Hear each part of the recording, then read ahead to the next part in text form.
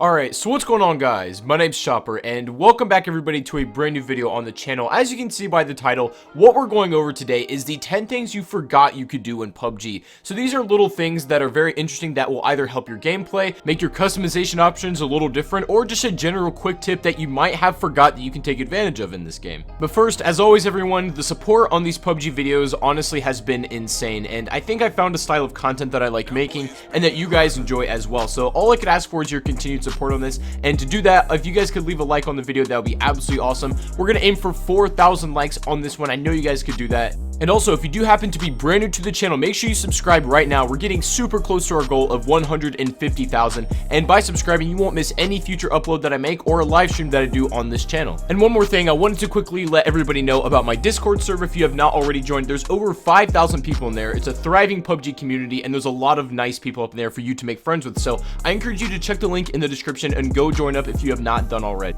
And make sure you let me know in the comment section how many of these things you ended up forgetting about, that you just didn't remember, or that you never knew were a thing, because a lot of these you might have known they're in the game, but you just don't think about them often, and you don't remember using it. So ladies and gentlemen, without further ado, let's get into the top 10 things that you forgot you could do in PUBG.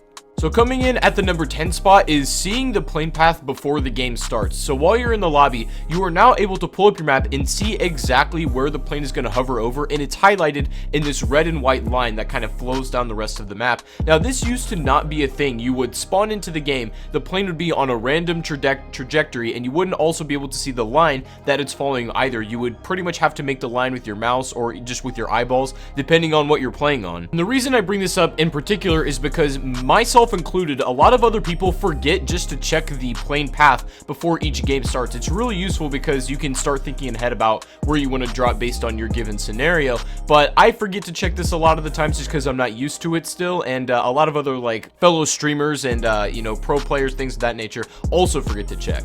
But yeah, now seeing the plane path before you even get started is probably one of the most useful things you can do, so just try to remember that next time you're in the lobby. Now coming in at the number 9 spot is an issue that might not even be a thing for newer players because they don't know what it was like to play without it. But if you've been playing like myself and you've been on this game for a little while, you know, before the most recent patches, then you might remember that when it comes to the DMRs and sniper rifles, there was only one mag attachment that was compatible with those. So let's say you're running a VSS or a Mini 14 or even an AWM. The mag attachments that you'd have to put on those are the sniper rifle specific ones. Nowadays, the M24 and the bolt action like AWM need to have the sniper rifle attachment, extended mag. That hasn't changed, but the DMRs can now take the assault rifle ones as well. They're interchangeable, so if you have an SKS, you can put on the extended mag for the one that goes to the assault rifles, or even the sniper one. You can pick either or. Generally speaking though, the AR mag attachments are much more common to find than the others, so odds are you're going to end up with a lot more of those. But even nowadays, sometimes I still will have a mag attachment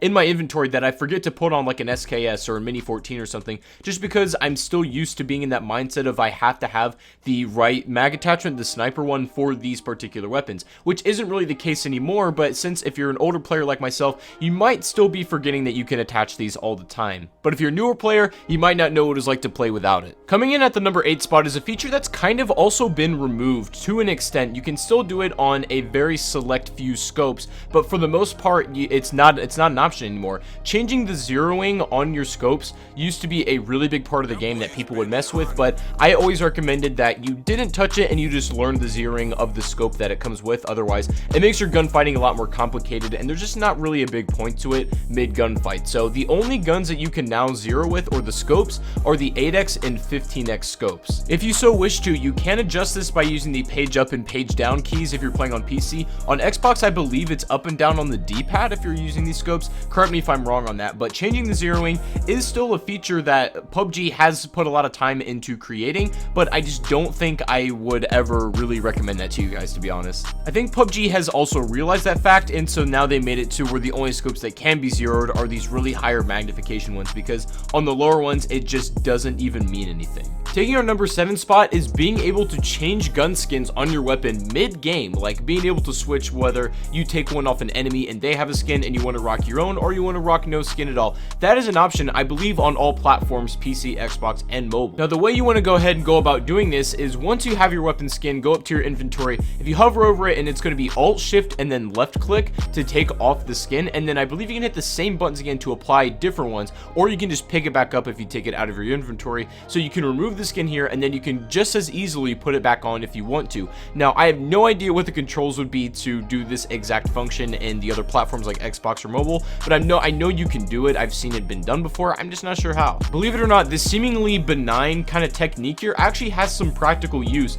A lot of people tend to use this when they pick up a pan off an enemy that has like a skin on it, like the flashy target pan one, that granted might make you a little bit easier to spot. And what they'll do is they'll remove that skin while still keeping on that piece of equipment because they want to be a little bit more hidden and low-key. Taking our number 6 spot is the thing that a lot of people also forget they can do, is having the option to change their crosshair color.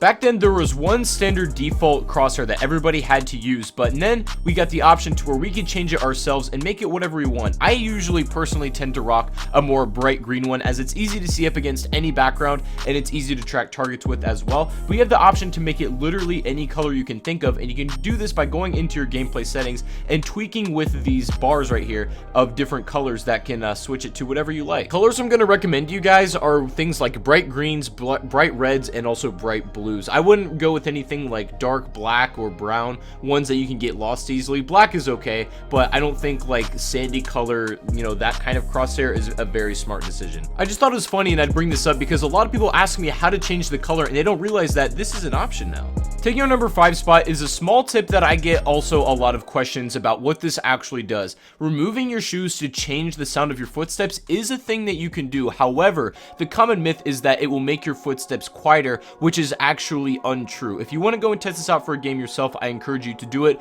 Pick one of the warehouses that have like a metal floor and run through with your boots to see what it sounds like and the volume of it, and then take your shoes off and run through it again. The volume of these two footsteps are going to be the same. However, the sound that's made is different, and on different surfaces, sometimes your boots are going to be quieter and sometimes bare feet are going to be a little bit quieter. So I don't think I would recommend that. It's not very important to throw off your boots or put them back on based on every surface that you walk onto. That's way too complicated and just doesn't make sense. But to be honest, people tend to forget that that is a feature as well. Coming in at number 4 is the way to save a flipped vehicle. If you throw a grenade under this vehicle, there's a chance that it can go back on its wheels and you can use it again. However, nowadays in PUBG, like, cars tend to not flip over as much as the physics have changed, and also grenades aren't as useful for this because they tend to just fly up in the air and land back where they were. However, once in a while, this still might save your life, and back in the day, this was why you carried grenades, right? They weren't for, you know, taking out other opponents.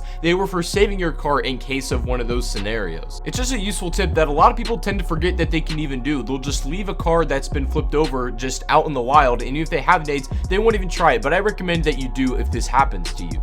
Coming in at number 3 is that you have the option, if you would like to make the blue zone on your map really not so blue. There is a colorblind option that you can put on, and if you've seen anybody's map that looks a little bit more like this, when the line is coming in, it's more of a green rather than a dark blue. You can do this in the colorblind settings by turning on a certain option that's called tritanopia. So if you're able to activate this, once you have that on, you'll have a more green zone. But to be honest, aside from the other tips that we talked about that have their own practical advantage in use, this one does not. You're literally just going to get a green line instead of a blue one. There's nothing that it's going to help you with, but if you want a green circle instead of a blue, then you are free to do so. Taking our number 2 spot on this list is a feature that I love, and I don't see everybody taking advantage of, which is weird, but being able to change the color and reticle design on your red dot, your hollow sight, and pretty much everything is the best option that PUBG's implemented in a long time. So as you can see right now, I'm flipping through a lot of different designs and colors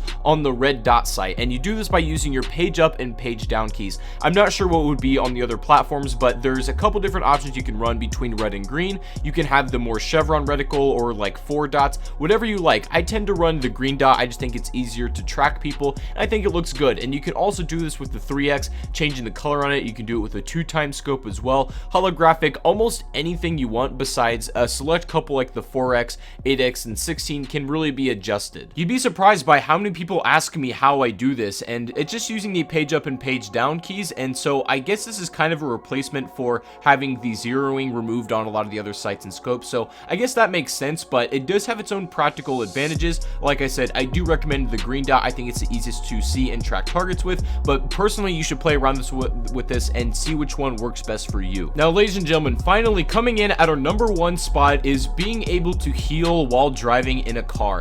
And as I said at the beginning, if you're a newer player, this might be another tip that you don't even bat an eye with and you just use all the time. But if you're an older player, you will remember the days of being so frustrated to have to get out of a vehicle to either use a bandage or use an energy drink or anything like regarding healing items. But now you can have the ease of use of using it in a vehicle as long as it's kind of on a straight road. You're not hitting any bumps and the car's not moving around too much. You can heal in a vehicle, which is amazing. I still find it funny though, and every now and again I catch myself and I watch other people still like either wait to heal up when they get to their destination in their car, or they hop out and they hide somewhere to heal up. It's just funny because you'll know that that's like the sign of an OG player on PUBG and they've been on the game for a while. Just put that in the comment section. Put the word OG if this is also you. You forget that you can also heal in vehicles sometimes. I mean, it's a common mistake and I do it also.